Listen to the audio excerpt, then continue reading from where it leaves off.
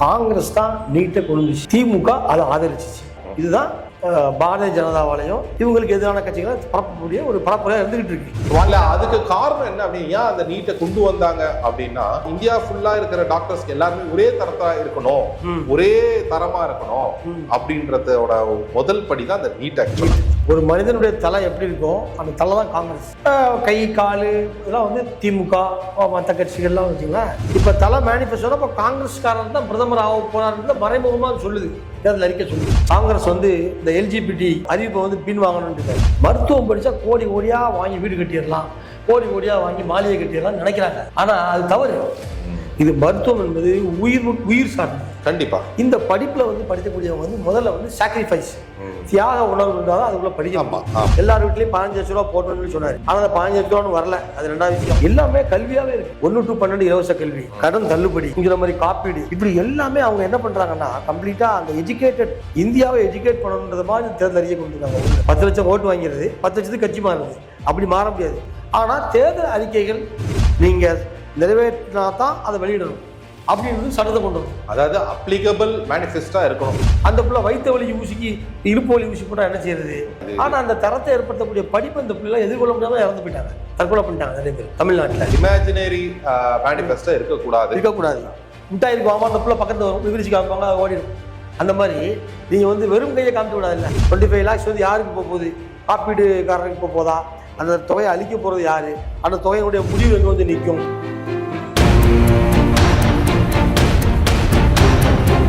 வணக்கம். உங்களுக்கு பேங்க்கில் வேலை செய்ய கனவு இருக்கா? உங்களோட கிராஜுவேஷன் 50% மேல இருக்கா? உங்களுடைய வயசு 26க்கு மிகாமல் இருக்கா? உங்களோட கனவை நினைவாக்க ஐபிபி சென்னையில ஜாயின் பண்ணுங்க. பிரைவேட் பேங்க்ஸ்ல வேலையில சேருங்க. மேலும் விவரங்களுக்கு கீழே உள்ள இணையதளத்தை அணுகவும். வணக்கம். தி நியூஸ் டுடே நேயர்களுக்கு வணக்கம். இன்றைய சிறப்பு விருந்தினர் திரு எம்ஜிஆர் அவர்கள், மூத்த பத்திரிகையாளர் மற்றும் அரசியல் விமர்சகர். வணக்கம் ஐயா. வணக்கம் ஐயா. இந்த காங்கிரஸோட மேனிஃபெஸ்டோ வந்து மிகப்பெரிய தாக்கத்தை உருவாக்குறதா ஒரு ஸ்டாட்டிஸ்டிக்கல் இன்ஃபர்மேஷன் இருக்கு. பல நிறுவனங்கள் அது வந்து பெரிய பாதிப்பு உருவாக்கும், கிட்டத்தட்ட 5% வாக்கு வந்து மூவ் ஆயிருக்கு அப்படின்னு சொல்றாங்க. அதோட மேனிஃபெஸ்டோல என்ன, எதனால அந்த தாக்கத்தை உருவாக்கி இருக்குன்னு நீங்க நினைக்கிறீங்க?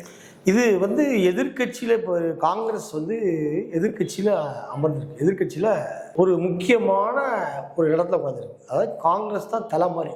ஒரு மனிதனுடைய தலை எப்படி இருக்கும், அந்த தலை தான் காங்கிரஸ். கை காலு இதெல்லாம் வந்து திமுக மற்ற கட்சிகள்லாம் வச்சுங்களேன். இந்த தலை ஒழுங்கா ஆடினா தான், அந்த தலை வேலை செய்யாதான் அந்த மனுஷன் நடக்க முடியும். அதனால ஏற்கனவே இந்த உதிரி கூட்டணியில் உள்ள திமுக கூட கேஸ் வேலை, பெட்ரோல் வேலை பற்றிலாம் சொல்லிட்டாங்க.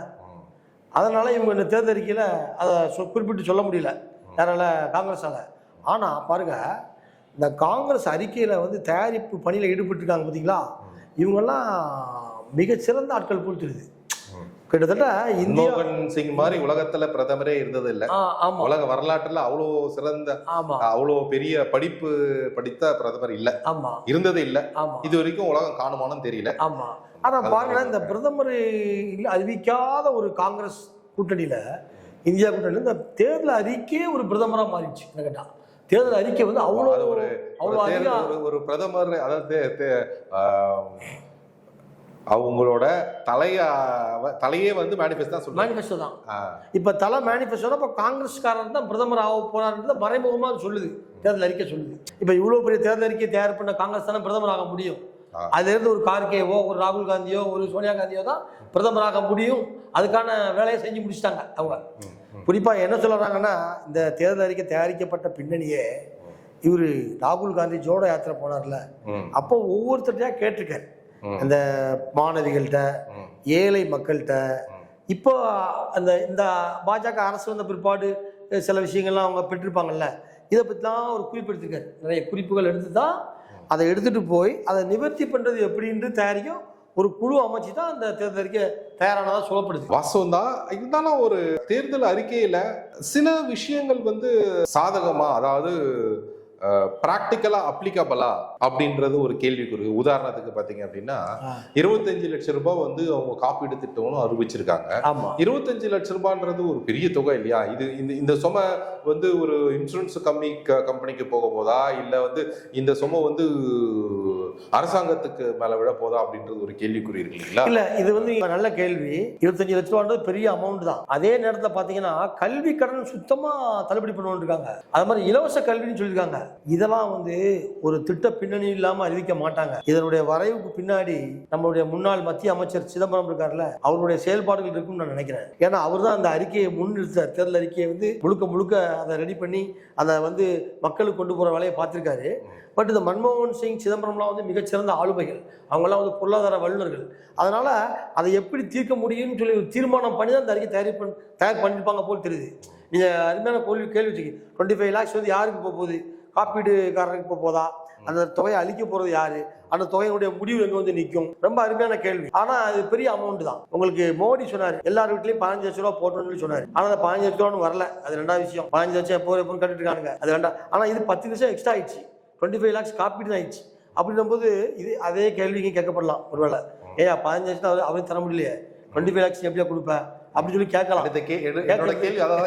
கேட்கலாம் 25 lakhs எப்படியா தரப்போற? நீ வந்து நீ தானே சொன்ன 15 லட்சம் தரணும்னு சொன்ன, எப்படி தரது கேட்கலாம். பட் இது காப்பீடுன்றதுனால காப்பீடு அப்ளிகபிள் பர்சனுக்கு மட்டும் அது கிடைக்கும், எல்லாருக்கும் கிடைக்காது.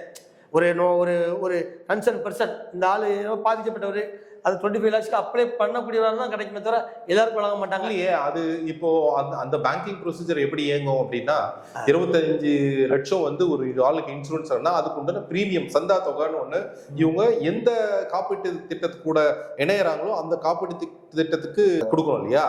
அதாவது ஒரு பிரைவேட் கம்பெனி தான் நம்ம ஊர்ல வந்து இப்போ நம்ம முதல் காப்பீட்டு திட்டத்துல கூட பாத்தீங்கன்னா நம்ம ஸ்டார் ஹெல்த் இன்சூரன்ஸ் இருக்காங்க. அவங்களுக்கு வந்து அந்த சந்தா வந்து கவர்மெண்ட் கட்டுது, இத்தனை பேருக்கு இவ்வளவு இருக்குன்ட்டு அதை பேஸ் பண்ணி தான் அவங்களும் வந்து இந்த 1.5 லட்ச ரூபாய் 5 லட்ச ரூபாய் மேபி. என்ன கேட்டா நீங்க சொல்றது பார்த்தா இதுல ஒரு கம்பெனி தலையீடு கூட வரலாம். இந்த 25 lakhsல வந்து ஒரு கம்பெனி உள்ள வந்து தலையிட்டு அந்த கம்பெனி வந்து அந்த ஸ்டாரோ XRY கம்பெனி வந்து அந்த கம்பெனி கூட வந்து அந்த பலனை பெற முடியும் மாதிரி தோணுது. நீங்க உங்களுடைய பொருளாதார வல்லுநர்களா கேட்டீங்க அப்படின்னா நம்ம நிறைய விஷயங்கள், அதுக்கு நிறைய பதில் இருக்கு, நிறைய சொல்லலாம், அதுக்கு நிறைய கணக்குகள் இருக்கு. இப்போ இந்த மேனிஃபெஸ்டோ தான் அப்போ வந்து இந்த பிரீமியம் வந்து கவர்மெண்ட் செலுத்தி இது செயல்படுத்துறதுக்கான வரமுறைகள் ஆல்ரெடி டிசைட் பண்ணி வச்சிருக்காங்க நீங்க சொல்ல வரீங்க? ஆமா, டிசைட் பண்ணிட்டு தான் அறிவிச்சிருக்காங்க. டிசைட் பண்ணாம அறிவிக்க மாட்டாங்க. அவங்க டிசைட் பண்ணி தான் நன்று, நல்லதுதான் மக்களுக்கு 25 லட்சம். ஏன்னா இப்ப இருக்க திட்டத்துல வந்து நிறைய மக்களால அந்த மெடிக்கல் எக்ஸ்பென்சஸ் அது அதிகமாயிடுச்சு. கொடுக்கற திட்டம் வந்து பத்தல, அதுதான் உண்மை. ஆக்சுவலா சின்ன சின்ன விஷயங்களுக்கு பத்தல, சின்ன சின்ன விஷயங்களுக்கு பத்துது. அதுக்கு மேல கொஞ்சம் ஒரு இந்த கார்டியோ இஷ்யூஸ் இல்ல வேற எதனா இஷ்யூஸ், பெரிய சர்ஜரி அப்படின்னா அது பத்த மாட்டது, கஷ்டப்படுறாங்க. அடுத்தது இன்னொரு விஷயம், இப்போ இந்த பேங்க் லோன், அதாவது இந்த ஸ்டூடெண்டோட பேங்க் லோனை வந்து எஜுகேஷன் லோன்ஸ் எல்லாம் தள்ளுபடி பண்ணால் பேங்க்குக்கு நெருக்கடி உருவாவாதா? ஆல்ரெடி நிறைய பேங்குகள் வந்து மெர்ஜ் ஆச்சு, நடத்த முடியாத நிறைய பேங்குகள் மெர்ஜ் ஆன இஷ்யூஸ் எல்லாம் நம்ம ஊர்ல இருக்கு. சோ அந்த பேங்க் மேல இருக்கிற நம்பிக்கைகள் போகும்.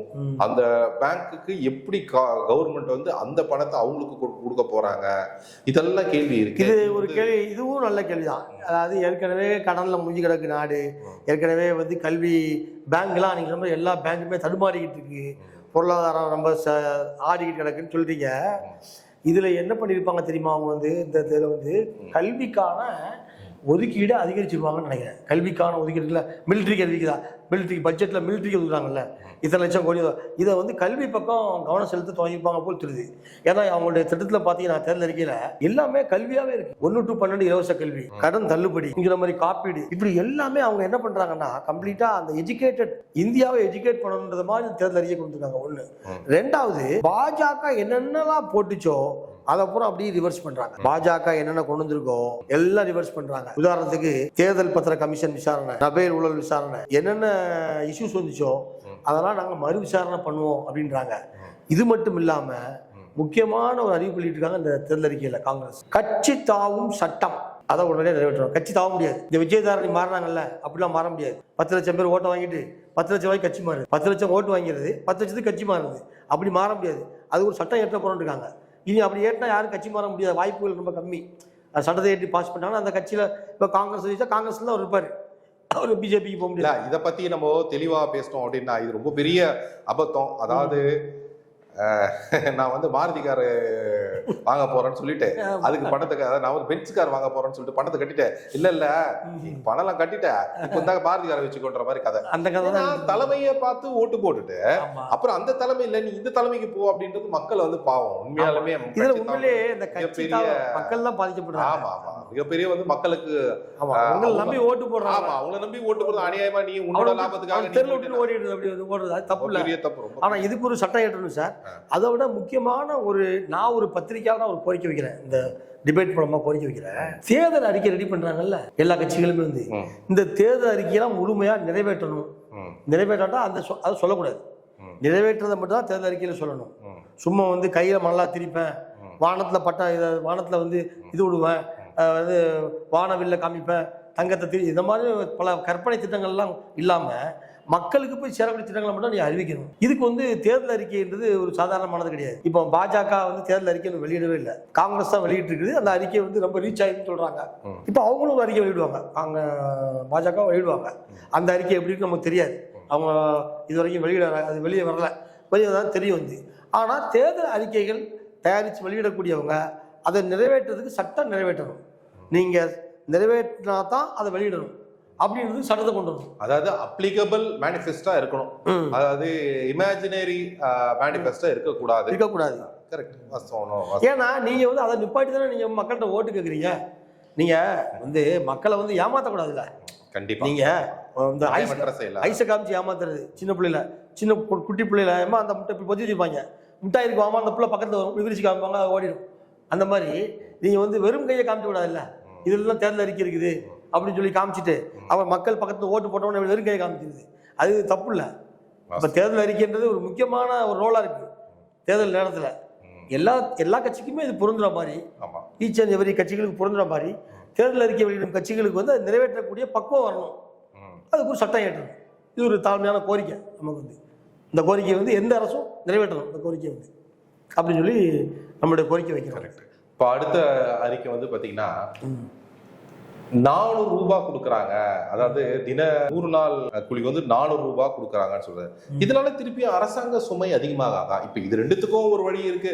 இது வந்து அந்த ஒண்ணு வந்து ஹெல்த், இன்னொன்னு வந்து எஜுகேஷனு, இன்னொன்று வந்து இது எதுக்காக, இது வந்து இவங்க என்ன சொல்றாங்க, வறுமையை ஒழிக்கிறதுக்கான திட்டங்கள் ஆல்ரெடி மூடி போட்டாச்சு, வறுமையை வந்து கிட்டத்தட்ட வந்தாச்சு, அடுத்த நிலைமைக்கு வந்தாச்சு, அது உண்மைதான்.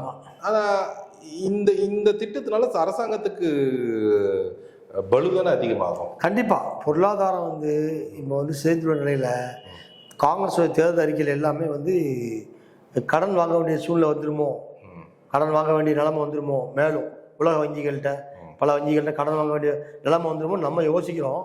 ஆனால் அவங்களுடைய ஆட்சியில் இருந்த வல்லுநர்கள் வந்து சிதம்பரம், மன்மோகன் சிங் இந்த மாதிரி பெரிய பெரிய ஆளாக இருக்கிறாங்க. அந்த மாதிரி வல்லுநர்கள் பிஜேபியில் கிடையாது.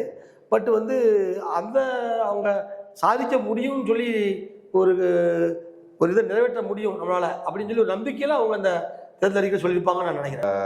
மேனிஃபெஸ்டோ வந்து நீங்கள் நம்ம இந்த எஜுகேஷன் இதில் பார்த்தோம். ஸோ இந்த நீட்லாம் வந்து அந்தந்த ஸ்டேட்டே அவங்க பண்ணிக்கிறாங்க. ஆமாம் ஆமாம் ஆமாம். இது தவிர வேறு சில நல்ல அறிவிப்புகளும் வெளியிட்டிருக்காங்க. அவங்க மகளிருக்கான அறிவிப்புகள் வெளியிட்டிருக்காங்க. என்ன அறிவிப்பு? மகளிருக்கு வந்து முக்கியமான உதவித்தொகை அறிவிப்பு வெளியிட்டிருக்காங்க. நம்ம இலவசத்துக்கு நம்ம இங்கே 1000 ரூபாய் தரோம்ல, இந்த மாதிரி ஒரு திட்டம்னு அறிவிச்சிருக்காங்க. அது இளம்பெண்களிடையே அது பேசப்படுது. காங்கிரஸ்லேயே அப்படி அறிவிச்சிட்டாங்க அப்படின்னு சொல்லிட்டு. இங்கே 1000 ரூபாய் கொடுக்குறாங்கல்ல, இங்கே 1000 ரூபாய் தர மாதிரியே ஒரு திட்டத்தை அவங்க செயல்படுத்த போகிறாங்க அப்படின்ட்டு இந்தியா ஃபுல்லாக. ஏன்னா அதுக்கும் வழிகோலுது தமிழ்நாடு வந்து இந்த மாதிரி திட்டம் ஒன்று இருக்குதுன்னு சொல்லிட்டு. இலவச பஸ் திட்டம் மாதிரி மகளிருக்கான திட்டம்னு அறிவிச்சிருக்காங்க. அது மாதிரி கல்விக்காக என்னென்ன முடியுமோ கல்வி திட்டத்துக்கு ஒரு பெரிய நிதி ஒதுக்க வேண்டியது கண்டிப்பாக. இல்லாட்ட பொருளாதாரம் தாங்காது. கல்விக்கான நிதியை மிலிட்ரிக்கு அடுத்தபடியாக இப்போ கல்விக்கு நினைக்கிறேன். ஃபர்ஸ்ட்டு மிலிட்ரி, 2வது கல்வி, மற்றதுக்கு ஒரு விவசாயம் அப்படின்னு தெரியல, விவசாய கடன்கள் ரத்து சொல்லி போட்டிருக்காங்க. ஆனால் அதுக்கும் நிறைய கொடுத்தாகணும். இப்போ 3 டிபார்ட்மெண்ட்டுக்கும் ஏகப்பட்ட நிதியை வச்சாகணும். நிதி இல்லாமல் செயல்படுத்த முடியாது. முக்கியமான விஷயங்கள் எல்லாம் நிதியின்றி செயல்பட முடியாது. நன்றியா, சேனலுக்கு வந்தது நன்றி. நன்றியா. தேர்தல் அறிக்கை நல்லா தெளிவாக குறிச்சிங்க. நன்றியா. அப்புறம் வந்து எல்லா மக்களுமே அதை பற்றி சொல்றாங்க, இந்த தேர்தல் அறிக்கை நல்லா இருக்குது, அவங்க சொன்னதெல்லாம் செஞ்சிருவாங்களோ, உள்ள பிஜேபி வந்து ஆட்சி இருக்கிறதுனால அதுக்காக வேண்டி அப்படி நினைக்காம இவங்க விட்டு அறிக்கை எல்லா பாயிண்ட்ஸுமே நல்லா இருக்கு. ஒரு 5 தலைப்பு கீழே அறிக்கை விட்டுருக்காங்க, எல்லாமே நல்லா இருக்குறாங்க. மூணு தலைப்பு இல்ல. இன்னொரு முக்கியமான விஷயமும் இருக்கு. இவங்க இந்த தேர்தல் அறிக்கையில குடியுரிமை சட்டம் CAA அதை பத்தி ஒன்றும் சொல்லல. அதே நேரத்துல அந்த ஓரின சேர்க்கையாளர் இருக்காங்கல்ல, 3ஆம் பாலினத்தவருடைய சட்டத்தை வந்து ஏதோ ஒண்ணு சொல்லியிருக்காங்க. அதற்கு அந்த இஸ்லாமியர்கள் மத்தியில் எதிர்ப்பு கிளம்பி சில தலைவர்கள்லாம் எதிர்த்து வச்சிருக்காங்க. நடா ரஹீம் அவர் அறிக்கை விட்டுருக்காரு. காங்கிரஸ் வந்து இந்த LGBT அறிவிப்பை வந்து பின் வாங்கணும்னு இருக்காரு. அதே மாதிரி இந்த ஜவாஹிருல்லான்னு தமுமுக தலைவர் என்ன சொல்றாருன்னா, நீங்க வந்து எல்லாமே ஓகே நல்லா தான் இருக்குது உங்களுடைய அறிக்கை, ஆனா இல்ல குடியுரிமை சட்டத்தை பத்தி எதுவுமே சொல்லலையே, நீங்க என்ன பண்ண போறீங்க அப்படின்னு சொல்லி கேள்வி எழுப்பியிருக்காரு. அதை பத்தி உங்களுடைய கருத்துன்றதை கொஞ்சம் பதிவு பண்ணுங்க. குடியுரிமை சட்டத்தை பத்தி அதில் இல்ல தேர்தல் அறிக்கையில. குடியுரிமை சட்டத்தை பத்தி இல்ல அப்படின்னா, இப்போ வந்து இந்த குடியுரிமை சட்டத்துக்கு வந்து கூட இருந்தாங்க கொஞ்சம் காங்கிரஸ் காலத்துல வந்து, இவங்க மன்மோகன் சிங் காலத்துல வந்து அந்த UID யூனிக் ஐடி கோடுன்னு ஒண்ணு வந்து டிஸ்கஷன் நடந்தது ஆக்சுவலா அப்பயே. அதாவது 2008-9 வாக்கில் நடந்தது. ஆனா அது வந்து செயல் வடிவுக்கு வரல. அதை வந்து இவங்க தான் அதை கொண்டு வந்தது ஆக்சுவலா. காங்கிரஸ் தான் கொண்டு வந்தது ஆரம்ப காலத்துல. அதுக்கு பல காரணங்கள் என்ன இருந்தது அப்படின்னா, ஆமா அப்போ வந்து நமக்கு வந்து இந்த Bangladesh entry, border to entry, அதுக்கப்புறம் வந்து இந்த பக்கம் வந்து மயன்மார்ல இருந்து நம்ம அசாம்குள்ள என்ட்ரி, அதே டைம் நமக்கு இங்கேயும் கொஞ்சம் பிரச்சனைகள் இருந்தது. நம்ம இலங்கை தமிழர் பிரச்சனை, நம்ம பக்கத்துல பிரச்சனை. சோ இதெல்லாம் வந்து நம்ம எப்படி சரி செய்யலாம், வந்து யூனிக் ஐடி கோட்னு ஒன்று கொண்டு வரணும் அப்படின்னு பிளான் பண்ணாங்க. அப்போ அதோட தொடர்ச்சி தான் அந்த வந்து அதோட தொடர்ச்சி தான் அதை சரி பண்றதுக்கான அந்த CAA. ஒருவேளை அந்த CAA பேரை மாத்தி விடுவாங்களோ. ஆமா, அதுதான் உண்மை. ஏன்னா இது ரொம்ப காலத்துக்கு முன்னாடி நிறைய விஷயங்கள் வந்து மன்மோகன் சிங்கும், அதாவது நரசிம்ம ராவும் வாஜ்பாயும் பல திட்டங்கள்ல வந்து 2 பேரும் கலந்து ஆலோசிச்சு பண்ணதா கேள்வி பண்ணிருக்காங்க. இப்ப கூட நமக்கு இப்ப இந்த 2014 இவர் வந்த அப்புறமா மன்மோகன் சிங்கை கூப்பிட்டு இந்த பைனான்சியல் ஆலோசனை கேட்டார் இல்லைங்களா, அப்படிதான் வந்து அப்போ அந்த காலகட்டத்துல இந்த CAA வந்து அப்போ அது டிஸ்கஷன் வந்தது. அதாவது ஃபண்டமெண்டலா வந்து காங்கிரஸ் தான் அதை கொண்டு. ஆமா, 2 பேரும் இப்ப வந்து நம்ம இந்த குளோபலைசேஷன் ஆக்கும் போது இந்த VP சிங் தான் அதோட முதல் புள்ளி ஆக்சுவலா. VP சிங் ஜனதா தள் தான், அவர் தான் முதல் புள்ளி, அவர் தான் இந்த குளோபலைசேஷனுக்கான புள்ளி வைக்கிறார். அதுக்கப்புறமா அதை கண்டினியூ பண்றார் நரசிம்மராவ். அதுக்கப்புறம் வாஜ்பாய் முழுமையா அதை செயல்படுத்தினார் பெரிய லெவல்ல. அது ரொம்ப இதுவாச்சு. இது நம்ம வந்து எந்த கட்சிக்கும் இது இல்லை, இது நடந்த விஷயம். இது ஒரு தேசத்துக்கான ஒரு சட்டம் போல ஒரு கண்டிப்பா இதுல நிறைய விஷயங்கள் அவங்க முன்மொழிஞ்சாங்க, இவங்க வழிமொழிஞ்சாங்க, அந்த மாதிரி பல விஷயங்கள் நடந்தது. அதனால தேர்தல் அறிக்கையில அதனுடைய சாராம்சம் இல்ல. அது ஒண்ணு. அடுத்தது வந்து இப்போ இந்த நீட்டு இல்ல இந்த நீட்ல வந்து அந்தந்த மாநிலத்திலுமே வந்து டிசைன் பண்ணிக்கலாம் அப்படின்ற இன்ஃபர்மேஷன் இப்ப மேனிஃபெஸ்டோ கொடுத்திருக்காங்க. நீட்ல வந்து இப்போ வந்து பலன் பெறது தேர்தல் அறிக்கையில, காங்கிரஸ் தேர்தல் அறிக்கையில முக்கியமானது நீட் தேர்வு. ஆமா, ஏன்னா காங்கிரஸ் தான் நீட்டை கொண்டு வந்துச்சு, திமுக அதை ஆதரிச்சிச்சு. இதுதான் பாரதிய ஜனதாவாலையும் இவங்களுக்கு எதிரான கட்சிகளை பரப்பக்கூடிய ஒரு பரப்புரையா இருந்துகிட்டு இருக்கு. இவங்க எப்படி அந்த நீட்டை வந்து இப்போ வந்து அதுக்கு காரணம் என்ன அப்படின்னா, அந்த நீட்டை கொண்டு வந்தாங்க அப்படின்னா, இப்போ இந்தியா ஃபுல்லா இருக்கிற வந்து இந்த மெடிக்கல் மாணவர்கள் வந்து ஒரு ஸ்டேட்ல வந்து ஒரு தரமான டாக்டர்ஸ் இருந்தாங்க. அப்போ அந்த தரத்தை வந்து எல்லா இந்தியா ஃபுல்லா இருக்கிற டாக்டர்ஸ்க்கு எல்லாருமே ஒரே தரத்தா இருக்கணும், ஒரே தரமா இருக்கணும் அப்படின்றதோட முதல் படி தான் அந்த நீட். ஆக்சுவலா அதுக்கு தான் அதை கொண்டு வந்தது.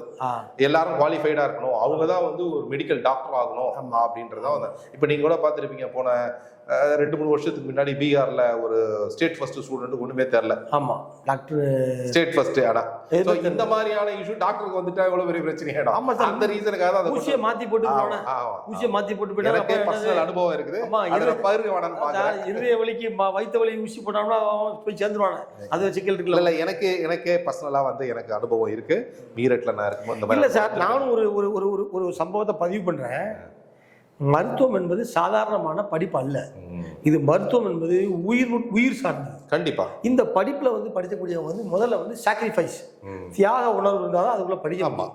சில பேர் என்ன பண்றாங்க, இந்த வர்த்தகமா மாத்ததுனால மருத்துவம் படித்தா கோடி கோடியாக வாங்கி வீடு கட்டிடலாம், கோடி கோடியாக வாங்கி மாளிகை கட்டிடலாம்னு நினைக்கிறாங்க. ஆனால் அது தவறு. ஏன்னா சில பேர்லாம் மருத்துவ சீட்டு கிடச்சிட்டா சொர்க்கம் மாதிரி நினைக்கிறாங்க. ஆனால் பிள்ளை படித்தா தானே போய் பண்ணும். என்னுடைய நண்பர் ஒருத்தர் ஒரு பிள்ளை ஒரு பேப்பரில் ஃபெயில் ஆகிட்டு, அதை பாஸ் பண்ண வைக்கிறதுக்கு என்னென்ன வேலை விட அதெல்லாம் பண்ணார். அப்போ அந்த பிள்ளை என்ன ஊசி போடும்? நான் அவட்ட கேட்டேன், ஐயா நீங்கள் இப்படி பண்ணுறீங்களா ஐயா? அந்த பிள்ளை பாஸ் பண்ணிடுவீங்களே, நீங்கள் ஏதோ பண்ணி பாஸ் பண்ண வைக்கிறீங்க, அந்த பிள்ளை வயிற்று வலி ஊசிக்கு இடுப்பு வலி ஊசி போட்டால் என்ன செய்யறது? அப்போ மாறி போயிடுமே. ஆனால் நீங்கள் சொன்ன மாதிரி அந்த மருத்துவம் என்பது முக்கியமான படிப்பு. அதுக்கு வந்து இந்த மாதிரி ஒரு தரத்தை ஏற்படுத்த, ஆனால் அந்த தரத்தை ஏற்படுத்தக்கூடிய படிப்பு அந்த பிள்ளை எதிர்கொள்ள முடியாமல் இறந்து போயிட்டாங்க, தற்கொலை பண்ணிட்டாங்க நிறைய பேர் தமிழ்நாட்டில். இப்போ நம்ம வந்து அதுக்கு உண்டான ப்ரிப்பரேஷன் முன்னாடியே பண்ணிருக்கோம். நீட்டுக்கு உண்டான கல்வி முறையை வந்து நம்ம தமிழ்நாட்டில் கொஞ்சம் சரி பண்ணி இருக்கலாம். இப்போ நம்ம வந்து இல்ல இப்போ போட்டி போட்டு நீட்டுனா கூட இப்போ நீங்க நிப்பாட்டாலும் நீட்டு வந்துருவாங்க. இப்போ நீங்க நீட்டு நிப்பாட்டாலுமே அவன் நீட்டுக்குள்ள வந்துருவான். இப்போ அப்படி ஆகி போச்சு. ஏன்னா அவன் நீட்டுக்குள்ள வந்து படிக்க ஆரம்பிச்சிட்டான். நீங்க சொன்ன மாதிரி ஆரம்ப கட்டத்துல எல்லாம் படிப்பு வந்துருச்சு. நீட் எக்ஸாம் எழுது வெளிநாட்டுல வரான், வெளிநாட்டுல வந்து நீட் எக்ஸாம் எழுதுறான், எழுதி பாஸ் பண்றான், மெடிக்கல் போயிடறான். ஏன்னா ஒரு போட்டி வந்துருச்சு, வியாபாரம் பண்ண போறோம், நம்மளும் படிப்போம்னு சொல்லி இறங்கிட்டான், எல்லாரும் நீட் படிக்க வந்துட்டான். ஆனா இந்த நேரத்துல வந்து காங்கிரஸ் வந்து இந்த நீட்டு தான் கொண்டு வந்து நீட்டை தானே வாபஸ் வாங்கிக்கிறது. வாபஸ் வாங்கல. பட் வந்து வாபஸ் வாங்கின மாதிரி இல்ல, அது வாபஸ் வாங்கல. அது என்ன பண்ணிருக்காங்க அப்படின்னா அந்தந்த மாநிலத்துக்கு அது வந்து அதாவது நிர்பந்தம் கிடையாது. இல்ல அந்த மாநிலத்துல முதல்ல நமக்கு வந்து அப்படித்தானே இருந்தது. ஸ்டேட் லெவல்ல வந்து நமக்கு எக்ஸாம்லாம் எழுதி தானே சொல்றாங்க. இன்ஜினியரிங் காலேஜும் வந்து பாத்தீங்க, முதல்ல இன்ஜினியரிங் காலேஜ் நீட் மட்டும் சொல்லல, நீட்டு கியூட் ரெண்டுமே வந்து மாநிலங்களுடைய விருப்பத்துக்கேற்ப நடந்து கொள்ளலான்னு தேர்தல் அறிக்கையில் இருக்குது. இதை விட முக்கியமான ஒரு இதுக்கு தேசிய கல்விக் கொள்கையை மறுபரிசீலனை பண்ணுவோன்றாங்க. தேசிய கல்விக் கொள்கை இருக்கு இல்லையா, அதையும் நாங்கள் மறுபரிசீலனை பண்ணுவோம். இப்படி பாஜகவுடைய எத்தனை திட்டங்கள் இருக்கோ எல்லாத்தையுமே அவங்க மாற்றி போடுறாங்க. ஒன்று. ரெண்டாவது, 10 வருஷமா அந்த பாஜக ஆட்சியில் வந்து மக்களுக்கு ஏற்பட்ட சில திட்டங்களால் வந்து இடையூறு ஏற்பட்டிருக்கு, அதெல்லாம் நாங்கள் சரி பண்ணுவோன்ற மாதிரி தேர்தல் அறிக்கை. இந்த பாஜகவுடைய ஆட்சி இருக்கு இல்லையா, இந்த ஆட்சியில் நாங்கள் சில அதாவது இவங்க ஆட்சியிலேயே வந்து இந்த டிஜிட்டலைசேஷன் கொண்டு வந்தது மிகப்பெரிய விஷயம், யூபிஐ கொண்டு வந்தது ரொம்ப பெரிய விஷயம், ரொம்ப ஒரு வரவேற்கத்தக்க விஷயம் தான், அதில் எந்த இதுவும் இல்லை. ஏன்னா சில அதாவது சாதக பாதகங்கள் கண்டிப்பா இருக்கு. எந்த அளவுக்கு எது பாதகம் எது சாதகம், அன்னைக்கு மக்களுக்கு என்ன தேவை, இதை வச்சுதானே. கண்டிப்பா. சேனலுக்கு வந்ததுக்கு நன்றியா.